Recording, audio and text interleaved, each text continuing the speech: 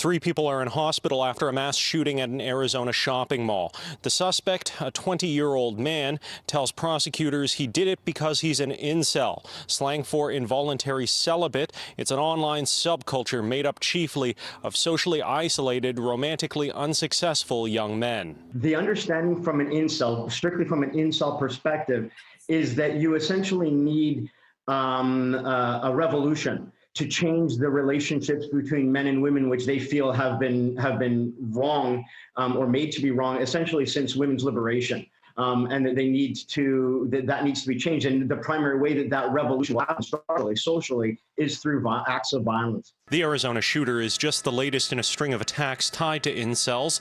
The suspect in the 2018 Toronto van attack self-declared as an incel shortly before the attack, and Toronto police have tied a February stabbing at a Toronto massage parlor to incels, upgrading charges from murder to murder in relation to terrorist activity. The group almost exists solely online, and except for when we see these events where they commit a murder, they commit a heinous act of violence. They don't hold meetings, they don't hold rallies, there isn't a lot of in-person meeting. This is an online phenomenon. Davies says classifying incel violence as terrorism is appropriate.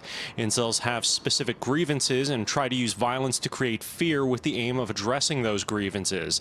But as the number of these attacks increase, law enforcement is pivoting their attention. I think what's happening is that we're seeing more sophistication on the part of law enforcement and national security for how to analyze these websites and how to engage more with these groups. How do you pull out the 1% or the 0.5%, the very few cases that are actually going to follow through with violence, especially in an environment like incels where it is littered with violence? Now, Davies says incels are a chiefly online modern phenomenon, but he can tie them to a longer pattern of political violence against women, including the 1989 École Polytechnique massacre.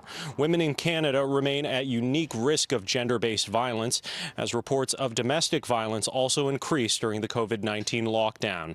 In Ottawa, Xiaoli Li, City News.